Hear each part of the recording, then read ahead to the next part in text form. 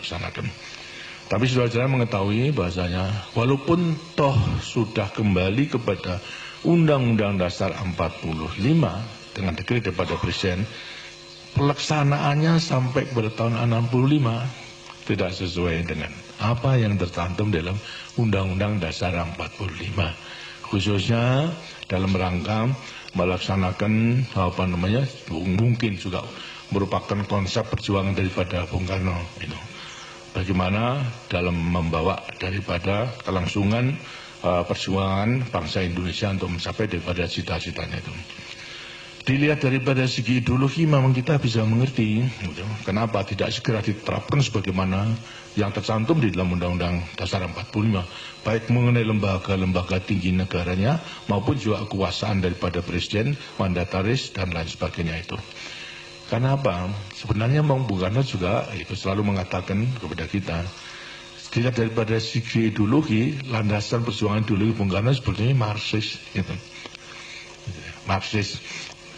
Marxisme itulah landasan, tapi yang diterapkan di Indonesia. Itu Marxisme yang diterapkan di Indonesia. Selain daripada Marxisme yang diterapkan di Eropa Timur, di Moskow, di Rusia dan sebagainya. Perbedaannya apa? Kalau Marxisme, Leninisme sampai pada komunisme diterapkan di sana adalah merupakan perjuangan kelas.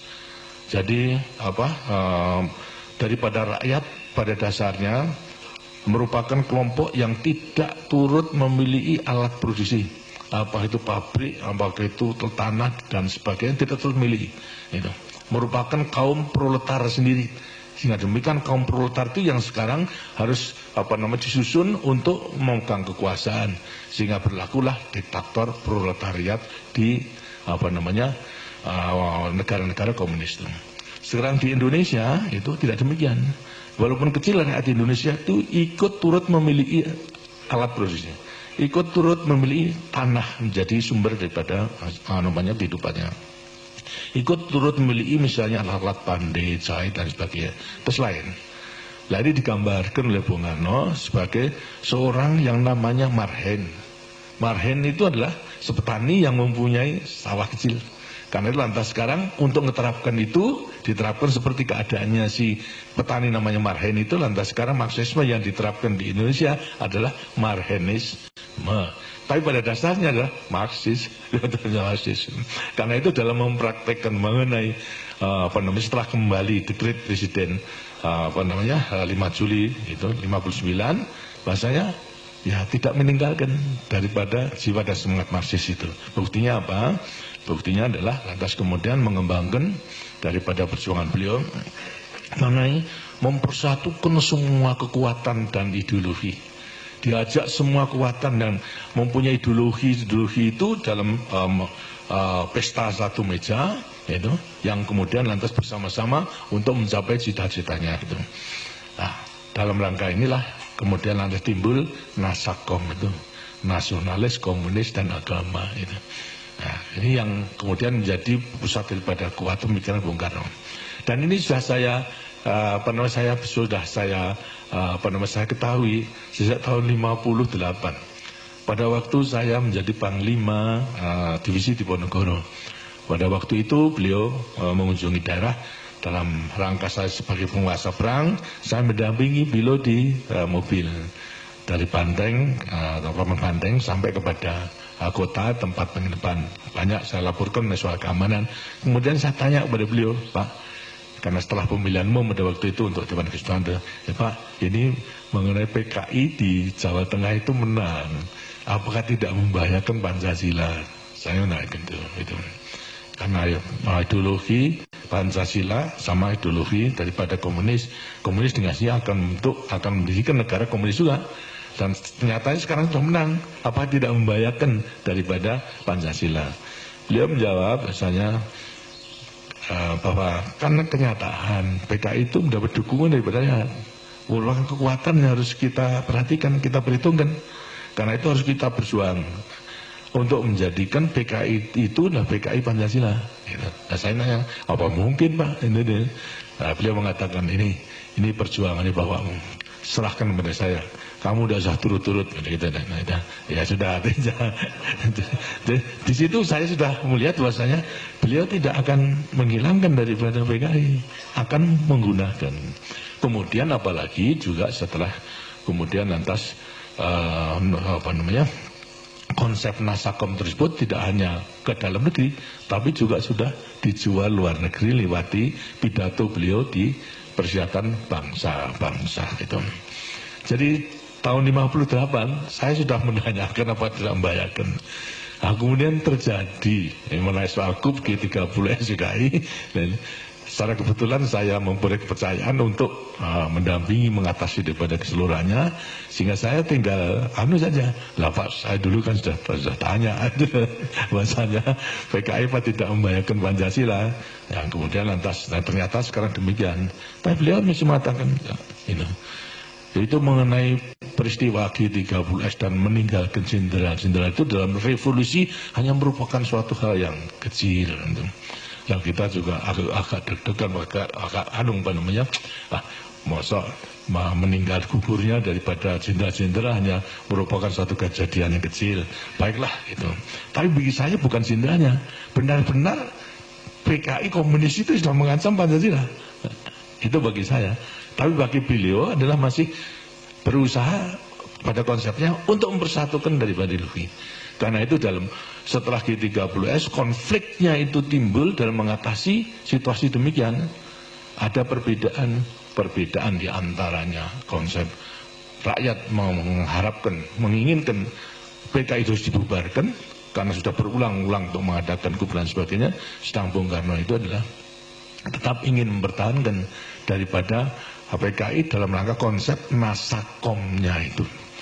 Ini semua tersirat di dalam dialog saya secara empat mata di antara beliau dengan saya itu mulai 2 Oktober sampai kepada 10 Maret berulang-ulang gitu. Saya terus dimarahi terus saja. Tapi saya dimarahi apa boleh buat tapi untuk perjuangan. Tapi saya tidak menunjukkan daripada sifat menentang. Saya menunjukkan bahasanya Pak, ini rakyat itu masih percaya gitu. Kalau Bapak tidak menentang arus dari rakyat, percayalah itu. Semua itu masih mendukung untuk menyelesaikan revolusi ini gitu. Tapi ya beliau tetap berpegang teguh dan selalu mengatakan, kamu sebagai prajurit, saya panglima tertinggi gitu. Harus tunduk pada saya, bubarkan itu kami sama KAPI. Saya katakan Pak, ya kasihan. Wong ini yang mendukung pada perjuangan baru aku bubarkan. PKI itu yang harus bubarkan. Marah lagi daripada beliau. Jadi terus menerus begitu, dan akhirnya pada waktu menyadarkan pada saya lagi, kamu harus tahu bahwa saya ini tidak lagi menjadi pemimpin Indonesia. Saya ini sudah menjadi pemimpin dunia. Saya sudah terlanjur menjual konsep Naskom itu kepada dunia. Sekarang saya harus bubar PKI. Berarti kan menyabut daripada konsep saya. Di mana muka saya terhadap dunia itu? Ini alasan. Ya, kadang-kadang saya jawab, kalau begitu gampang Pak. Bagaimana? Yang penting sesuai dengan apa yang selalu diajarkan kan. Yang penting kan kepentingan rakyat kita, kepentingan nasional dulu. Baru dengan kepentingan nasional dan kekuatan nasional kita bisa melangkah keluar. Kalau kita tidak mempunyai kekuatan di dalam, ya apa yang harus kita lakukan keluar? Karena kalau caranya demikian, itu gampang. Jadikan saya bumper, gimana? Saya akan bubarkan PKI. Tapi nanti kalau sudah dengan demikian, lantas dunia itu melihat bahasanya yang membubarkan PKI mana Pak? Tapi saya. Gitu. Tapi setelah itu kemudian banjir, saya minta supaya digongi untuk keperluan ke dalam, itu supaya ke dalam rakyat benar-benar daripada pembubaran PKI, walaupun saya membubarkan, toh Bapak menyetujui sehingga rakyat bisa mendukungnya. Karena kan ya tidak bisa, nggak bisa ya susah kalau begitu. Kaman, akhirnya tanya, sudah berulang-ulang itu, terus tanggal 20 Oktober sampai kepada 10 Maret, sebelumnya 11 Maret itu. Akhirnya, entah beberapa hari sebelumnya, 1 Maret itu, perubahan Maret ini.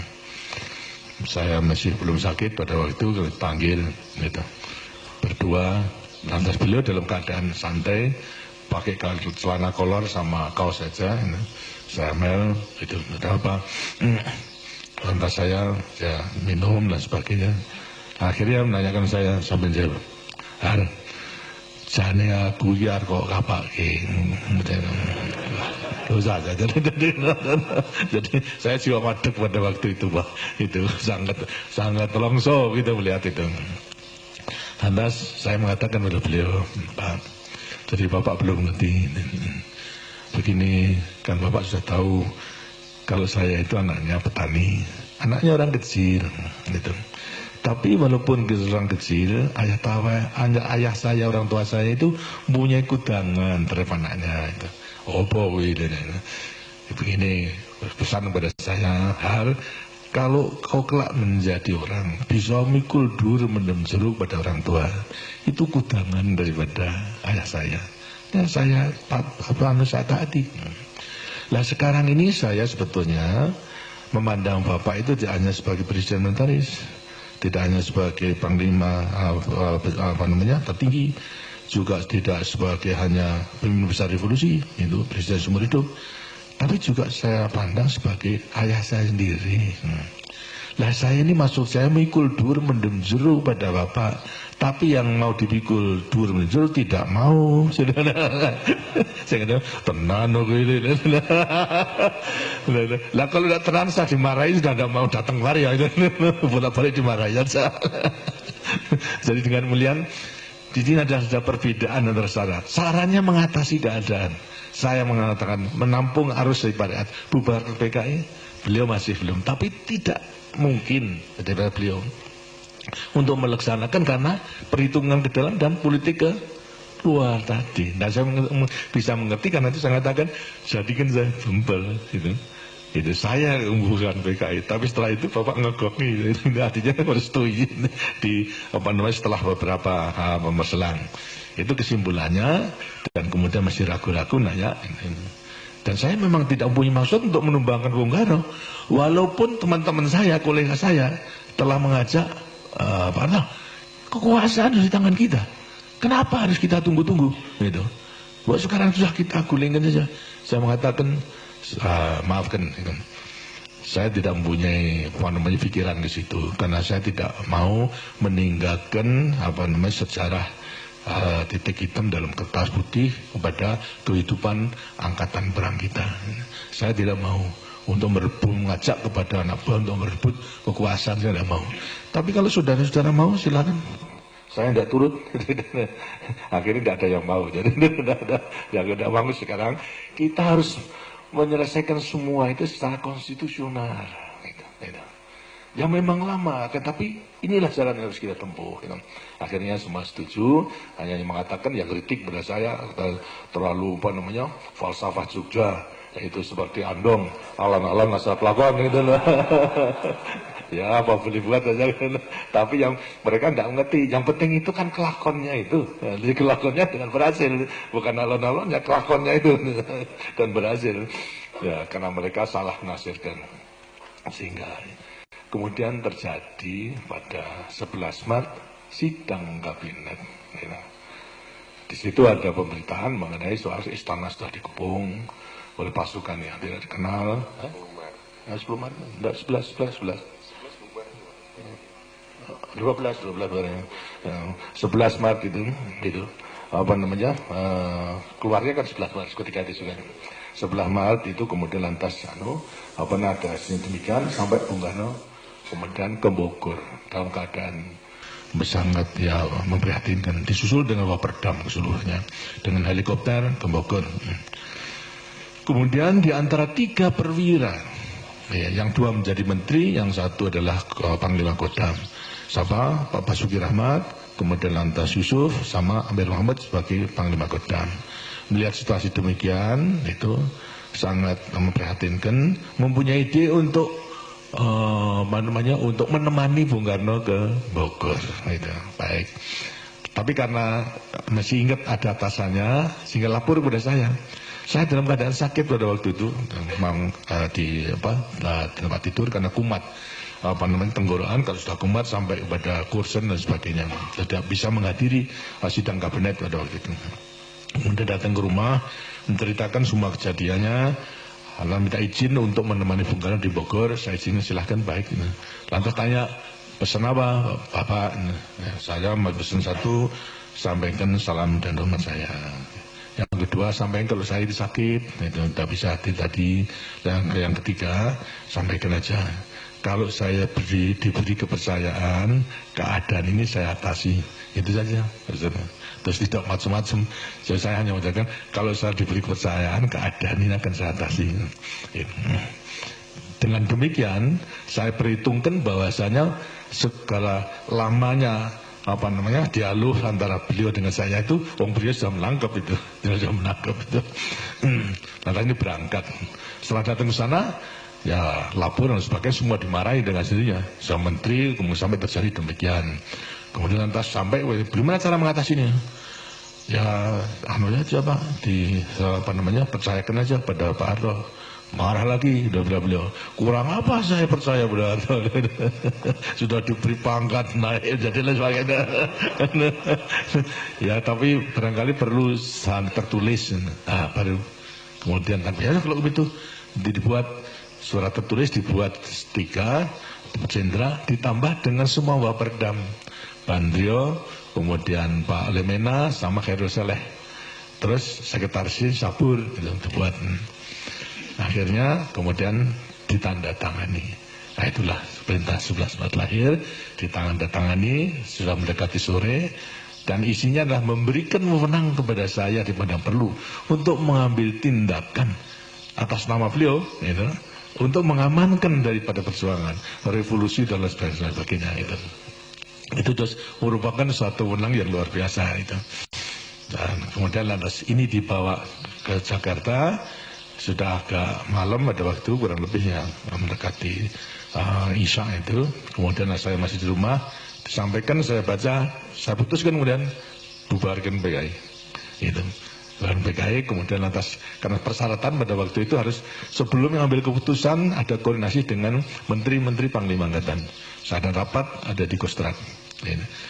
Lama berbicara semua perwira dan semuanya telah ditinjau. Pokoknya saya menggunakan mengubarkan daripada PKI, dan semua dikonsep. Baru setelah jam 1 malam itu saya tanda tangani itu. Jadi dengan demikian lantas berlaku daripada perintah mengenai pembubaran daripada PKI tersebut ini. Jadi sudah tanggal 12, sudah tanggal 1 itu. Nah, pagiannya diumumkan, kemudian lantas beliau katanya semua Waperdam kumpulkan, dimarahi. Dimarahi. Akhirnya diputuskan salah satu untuk dikirim kepada saya, Pak Lemena. Tanggal 13 itu dikirim itu. Kemudian tanya ke Haji Salim, karena setelah selesai kemudian saya kembali lagi ke rumah untuk istirahat. Karena Pak Lemena mengatakan, kalau saya manggil saya, Mas Harto, apa tidak keliru itu bubaran PKI itu? Saya berkata rendah itu, di surat perintahnya tidak ada. Ya memang nggak ada, tidak ada. Gitu. Kalau ada, kalau sudah setuju, bapaknya begitu. Pokoknya marah, kita dimarahi. Sudahlah, saya bertanggung jawab. Beliau tahu kalau saya bubarkan PKI, dia tahu. Tidak percaya. Kemudian setelah beberapa hari kembali, lantas Bung Karno dari Bogor kembali Jakarta, saya sudah agak baik, saya jemput. Pakai helikopter di muka istana, saya jemput, saya laporkan, Pak, ini keadaan demikian.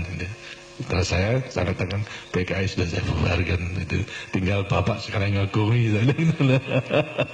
Saya takir bentar, saya tinggal ngagongi. Ya itu nanti pikir dulu itu. Jadi yang nggak marah beliau. Mau saya tahu saya ada bubarkan PKI karena mereka jalan yang terbaik itu yang sekarang untuk mengatasi keadaan konflik daripada pada waktu itu. Nah, kemudian lantas berjalan, ada suatu saat, kemudian lantas timbul adanya upacara, kalau tidak salah mengenai Maulid Nabi bulan Juni pada itu. Biasa diadakan upacara di istana. saya menjemput beliau mengantarkan, dan saya dengan saksikan oleh sekretaris militer Saudara Surya Sumono pada waktu itu, bekas Panglima Divisi Diponegoro. Tapi saya menjawil kepada beliau, Pak, ini kesempatan yang baik untuk ngegongi daripada apa yang setelah saya lakukan. Beliau mengatakan, ya nanti, ya saya sudah senang, ya nanti akan saya lakukan. Karena dalam amanat tentu ada kesempatan. Saya katakan, tidak perlu bos yang perintah saya, tapi apa yang dilakukan Harto itu saya mengetahui, itu saja sudah cukup. Ya nanti ini, nah itu ngantarkan upacara pidato daripada beliau itu amanat. Enggak keluar. Enggak keluar. Kemudian lantas santun lagi di jalanan di antara istana tanya, kok enggak keluar Pak? Wah lain kali ini. Wah ya susah gitu. Nah kemudian lantas terjadi daripada satu permintaan daripada MPRS mengenai penjelasan dari Presiden mengenai terjadinya G13PK itu. Ini diminta dengasnya, bagaimana atau penjelasannya itu. Tapi yang keluar bukan penjelasan, tapi pidato Nawaksara, ya, sebagai Nawaksara, yang mengatakan, yang membela daripada konsepnya. Ya kemudian nimbul sekarang sudah merupakan konfrontatif antara presiden dengan legislatif. Lah saya sudah tidak bisa buat apa-apa. Nah, itu sampai kepada masih pada waktu itu belum jelas, tapi tidak diterima minta dilengkapi, gitu. Ya. Masih dilengkapi juga sama saja, sehingga akhirnya karena tidak diterima, konsekuensinya apa? Ya mandatnya dicabut. Gitu. Nah, kemudian setelah dicabut, bingung siapa ini yang harus melanjutkan daripada ini. Ya mengatakan, ya Pak Harto, enggak, saya tidak mimpi menjadi presiden, tidak mempersiapkan diri menjadi presiden, tidak mempunyai pengetahuan untuk jadi presiden, karena silakan untuk memilih orang lain. Semuanya lantas tidak ada persoalan antara 9 partai tersebut, sehingga akhirnya kembali kepada apa landasan ini. Landasan dalam keadaan darurat demikian, MPRS tidak bisa memilih. Akibatnya akhirnya nanti putuskan, udah kalau begitu percayakan kepada pengemban TAP MPRS nomor 9. Karena apa? Super Semari telah dikukuhkan oleh MPRS sebagai TAP nomor 9. Terus mempunyai kekuatan konstitusional. Ya. Pengemban Super Semar yang telah ditetapkan menjadi TAP nomor 9 sekarang melaksanakan kefakiman tersebut, diangkat sebagai presiden. Saya katakan, ya, karena saya tidak sanggup dan itu bang sebetulnya pengemban TAP MPRS yang ditugaskan, saya minta supaya diangkat menjadi penjabat saja. Gitu. Jadi penjabat itu ada sejarahnya, karena saya tidak menyanggupkan diri untuk menjadi presiden. Gitu. Terus pengemban TAP MPRS nomor 9 sebagai kelanjutan daripada Super Semar itu sebagai penjabat presiden. Gitu. Kemudian lantas saya terima dan dilaksanakan setelah 1 tahun, dan ternyata kemudian diangkat menjadi presiden. Walaupun juga MPRS pada waktu itu terus tahun 68, terus tahun 68 tidak bisa melengkapi dengan satu GPN, tidak bisa. Lantas wakil presiden juga belum diangkat, hanya presiden saja. Ditugaskan oleh MPRS untuk melaksanakan pembangunan 5 tahun. Inilah sebabnya daripada kenapa sampai MPRS tidak bisa menentukan garis besar negara. Karena pengalaman tidak ada. Mulai dulu itu selalu mengenai haluan negara ditentukan pidato tahunan tiap 17 Agustus daripada presiden itu dijadikan haluan negara. Nah itu kan bertentangan dengan Undang-Undang Dasar 45 toh. Tapi sejarahnya pun demikian, sehingga dihadapkan daripada satu keadaan yang nggak bisa menyusun, hingga dipercayakan kepada Presiden Mandataris untuk melaksanakan pembangunan 5 tahun dan seterusnya. Ini sebagai suatu gambaran yang saya alami agar supaya saya mengetahui bahwa sejak semula itu kita menjaga jangan sampai ABRI itu melakukan satu tindakan-tindakan yang akibatnya seperti kejadian di Afrika, di Amerika Latin itu mengadakan perebutan kekuasaan sehingga sudah terjadi lagi timbul daripada perubahan kekuasaan sehingga akhirnya hanya terus begitu saja. kita bersyukur alhamdulillah bahwasanya kita bisa mencegah pada waktu itu, sehingga memang kita harus lantas sekarang melaksanakan semuanya itu sesuai dengan konstitusi. Karena itu tekad daripada Orde Baru dalam sekarang ini adalah melaksanakan kemurnian daripada Pancasila dan Undang-Undang Dasar 45 ya. Sejak daripada lahir Orde Baru. Karena yang dulu itu seperti saya katakan itu, kenapa sejak proklamasi kemudian lantas Undang-Undang Dasar 45 itu tidak dilaksanakan. Kita bisa mengerti karena memang situasi kondisi dalam negeri dan dunia pada waktu itu mungkin kalau kita segera melaksanakan akan dicap sebagai negara cetakan daripada Jepang, negara diktator dan sebagainya. Itu bisa mengerti. Tapi justru setelah kembali kepada dekret kok masih begitu, sampai Nasakom ditegakkan, sehingga akibatnya memberi kesempatan kepada PKI untuk menyusun kekuatan dan akhirnya merebut daripada kekuasaan yang kemudian bisa kita tumbangkan itu. Ini hendaknya agar supaya merupakan warisan sejarah yang tetap kita pegang teguh dan selalu akan menjiwai daripada Tentara Nasional Indonesia. Saudara sekalian, pegangan kita tetap di hasilnya bersumpah prajurit dan Sabta Marga. Gitu. Jadi sumpah prajurit Sabta Marga dalam arti juga berpegang teguh kepada Pancasila dan Undang-Undang Dasar 45. Jelas Pancasila dan Undang-Undang Dasar 45 yang lahir satu hari sesudah proklamasi. Gitu. Ini yang berpegang teguh. Kemudian barangkali juga saudara perlu mengetahui dalam implementasinya berpegang teguh kepada Sabta Marga itu dalam menghadapi peristiwa G13 PKI. Gitu. Sebenarnya kita mengetahui bahwasanya Partai Komunis dimanapun juga itu perjuangannya menimbulkan kontradiksi, pertentangan, sehingga ada pertentangan kemudian bisa manfaat untuk musuh daripada kekuatan, dan kalau sudah kuat itu semua lawannya kan habiskan gitu. Tidak ada yang tinggal. Nah, ini menjadi ciri-ciri daripada mereka. Oleh karena itu kekuatan yang harus disusun dalam rangka persyaratan untuk dapat kemenangan itu ada 3 kekuatan. Satu apa? Satu mengenai kekuatan buruh, itu harus di tangannya. Ketua tani itu harus di tangannya. Dan ketiga adalah angkatan bersenjata harus di tangannya. PKI telah bisa menghimpun yaitu Soksi sama BTI. Tapi mengenai angkatan yang belum.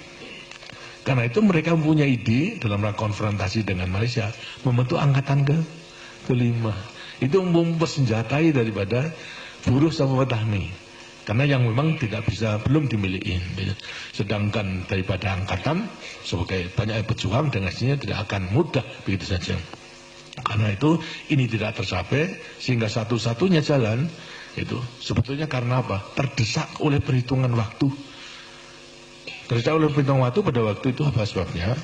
Terus mereka masih selalu menyandarkan kepada karisma Bung Karno, desakan amlinan terus kepada Bung Karno itu.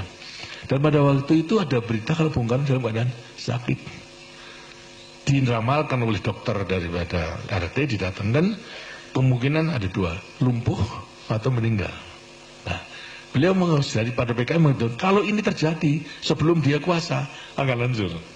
Maka itulah ini sebelumnya terjadi diforsir, hanya angkatan saja belum, maka mengadakan infiltrasi terhadap angkatan darat yang punya kekuatan yang besar. Dan infiltrasi bukan baru, perwira-perwira yang dikerahkan itu sudah merupakan perwira yang dibina sejak tahun 45, seperti Untung. Itu karena dari Solo. Saya mengetahui bahwa Untung itu batalionnya, Batalion 44, Batalion Tigdo, yang juga saya komandansimennya pada waktu itu telah diadakan indoktrinasi politik sejak tahun 45 oleh tokoh PKI yang namanya Alimin. Tokoh tertua setelah Tan Malaka itu adalah Alimin. Kemudian baru Muso. Ini terus menerus. Sehingga setelah tahun 45 semua komandan regu ke atas itu politiknya, ideologinya adalah komunis. Tapi dalam rangka memperbaiki kita latih dan sebagainya, itu apalagi pada waktu saya di Solo semua saya latih supaya dipisahkan di antara ideologi sama keprajuritan, dan itu berhasil. Tapi nyata terus dibina. sehingga pada akhir membutuhkan terdesak oleh keadaan, perwira-perwira inilah yang digunakan. Secara kebetulan semua sudah di Jakarta, gitu. Dan memegang kunci-kunci yang penting karena memang rupa-rupanya ada persiapan ke arah situ. Jadi pada waktu pengumuman pertama bahwasanya Untung melakukan kegiatan itu untuk menghadapi gerakan Dewan Jenderal yang mengadakan coup terhadap Bung Karno, itu saya bisa baca itu Untung itu dulu PKI gitu. Tapi dia mengatakan seolah gerakan daripada menghadapi Dewan Jenderal. Dengan Dewan Jenderal sebenarnya tidak ada. Yang ada itu Wanjakti, Dewan Jabatan dan Kepangkatan Tinggi, di mana saya duduk. Ya tidak pernah membicarakan mengenai soal politik, tapi mengenai soal jabatan sama kepangkatan aja. Dan itu sudah mengatakan menyalahgunakan itu. Kemudian lantas terjadi itu pada waktu itu adalah kalau dilihat dari versi kekuatan, saudara-saudara mengetahui bahwasanya susunan Kostrad dulu itu hanya kerangkanya saja. Komando Kostrad, komando tempurnya brigade. Batalon-batalonnya itu masih di kodam-kodam. Kalau diperlukan saja kemudian tes. Tapi kalau tidak diperlukan, saya sudah mempunyai kewajiban untuk melatih mereka itu menjadi satuan tempur yang baik. Jadi saya telah ada hubungan dan mereka melatih. Pada waktu menghadapi peringatan Angkatan Bersenjata tanggal 5 Oktober itu tahun 65 pada waktu itu, 3 batalion ditarik ke Jakarta dalam dibumbun dalam satu brigade untuk ikuti parade itu. Batalon 530 dari Jawa Timur, 454 dari Jawa Tengah, Batalon 328 dari Jawa Barat, semuanya parade. Ini antara lain 2 batalon itu telah digait oleh G13PK, tinggal 1 batalon saja. Karena itu saya usahakan supaya dipisahkan, 530 bisa dipisahkan, gitu. Tapi 454 tidak bisa, karena saya beri waktu pada waktu komandan batalion ada di istana, wakilnya saya panggil, saya beri penjelasan sendiri bahwasanya kamu ditipu oleh Untung ini, keadaannya demikian. Jadi kapalnya supaya sadar, sekarang kembali kepada Kostrad. Saya beri waktu, kalau jam 6 belum menyatakan kembali, ya terpaksa hadapan dengan Kostrad itu. Akhirnya 5.30 jam 2 itu sudah gabung. Tapi 454 belum, sampai jam 6 meninggalkan. Tapi 2 kompi setelah jam 10 malam dia menggabung dan tinggal 2 kompi. Kemudian lantas terus mendukung daripada perjuangan kelanjutan daripada G13PK itu. Jadi saudara-saudara, supaya mendengar bahasanya sebetulnya daripada segi kekuatan, saya tidak ada kekuatan hanya kerangka saja. Tapi setelah saya mengetahui Untung yang memimpin, dan saya bisa menilai bahwa ini di belakangnya mesti ada. Kemudian lantas putusan saya pada waktu itu untuk segera membungkem RRI, membungkem RPKD, lantas saya tunda, jangan, sudah biarkan saja. Mereka mengadakan statement supaya rakyat mengetahui bahwa tidak hanya pada menghadap Dewan Jenderal, tapi apa yang menjadi tujuan itu. Sehingga kemudian mulai melakukan satu penurunan pangkat. Daripada kolonel ke atas turunkan, karena dia paling tinggi Panawesta atau godongnya atau itu diturunkan. Jadi saya juga harus turun pada waktu itu. Lantas kedua juga mengenai bentuk Dewan Revolusi, lah sudah itu. Kemudian lantas pemerintah sementara dan sebagainya sudah semuanya leweng. Baru setelah diumumkan, supaya maksud saya rakyat mengetahui apa latar belakangnya itu. Terus politik. Karena itu setelah semua terjadi, jam 6 dikatakan sebelum jam 7 malam duduki RRI. Kemudian umumkan daripada pengumuman saya dan pidato saya. Jadi di sini saya hanya pegang pada waktu itu soal jelas pada staf. Saya perhitungkan ini di belakangnya daripada Untung ini PKI pasti. Nah kalau PKI bukan masalahnya mengenai Dewan Jenderal Angkatan Darat, ini pasti akan mendirikan negara komunis. Berarti Pancasila itu dalam keadaan bahaya. Sedang kita sebagai prajurit Sabta Marga harus membela Pancasila. Akan kita biarkan atau gimana? Kalau dibiarkan, daripada doktrin komunis itu akhirnya toh kita akan mati konyol. Coba akan dibunuh semuanya. Lah daripada mati konyol, Bayamari mati sebagai prajurit yang setia kepada sumpah prajurit Sabta Marga. Menurut perhitungan saya, kita harus melawan daripada mati konyol. Itu semua setuju, oke, betul. Kita lawan, kita hadapi daripada semuanya itu. Sehingga walaupun kekuatan itu relatif tidak ada, tapi karena saya percaya bahwa rakyat itu akan mendukungnya. Dan kesatuan-kesatuan yang tertipu akhirnya juga akan kembali. Nah, untuk mengatasi itu, akhirnya bisa diatasi dengan sebaik-baiknya. Inilah beberapa mengenai nilai daripada kesetiaan kita kepada negara dan bangsa yang berdasarkan Pancasila dan Undang-Undang 45 daripada para prajurit yang betul-betul kalau setia berpegangan kepada sumpah prajurit dan Sabta Marga, tidak akan menjadi masalah. Karena itu selalu saya katakan, itu tidak perlu repot-repot daripada kita mengukurkan teori apa-apa, pegang aja lah kepada Pancasila dan juga Sabta Marga dalam memperbesar pengabdian kita negara pada bangsa. Tidak melihat kepada orangnya, kita tidak ingin menjadi patuh kepada orangnya, tapi adalah berpegang kepada cita-cita perjuangan kita. Kalau kita patuh pada orangnya itu dalam rangka orang yang mengemban tugas daripada negara dan bangsa itu. Ini saya harapkan dan sekarang memang sudah kita buktikan bahwasanya dalam rangka melaksanakan kemurnian Pancasila dan Undang-Undang Dasar 45.